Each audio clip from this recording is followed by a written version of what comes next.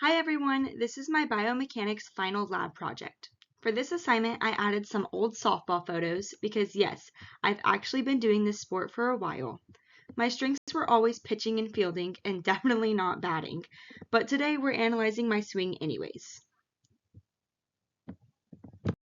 I have recorded 2 videos of me performing a softball swing so I could break down the movement into phases and analyze what's happening biomechanically. So let's jump into it. Starting off in the stance phase, I'm in a balanced athletic position with slight knee flexion, controlled by my quads and hamstrings. My hips are neutral with a little external rotation to keep me stable, and my shoulders are slightly horizontally abducted, and I am holding the bat behind me using my deltoids, biceps, and forearm flexors. My trunk is rotated slightly to the right, building a bit of angular displacement. Not much velocity here yet, because this is the calm before the storm. I'm storing a lot of potential energy in my lower body and core. Phase 2 is the load and stride phase. I shift my center of mass back, loading onto my rear leg. The glutes, hamstrings, and quads help control and stabilize this weight shift. My hips rotate slightly medially, and my trunk rotates further right, increasing that X factor, stretch between my hips and shoulders, which helps generate power. Then I take my stride forward, hip flexion driven by the iliopsoas and rectus femoris. This creates forward momentum while my upper body stays loaded. With the obliques, latissimus dorsi, and erector spinae storing elastic energy, basically this is where the power is building.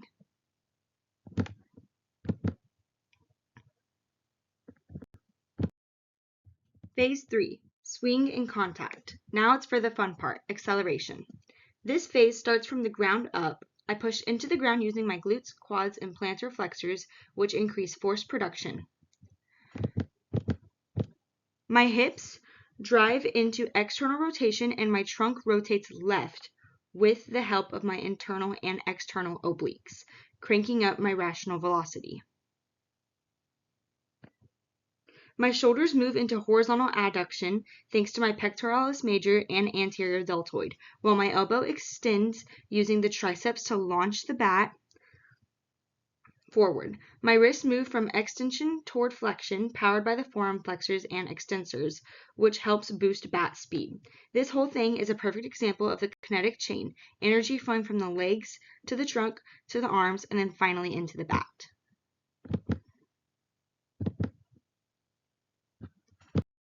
Phase 4, the follow-through phase.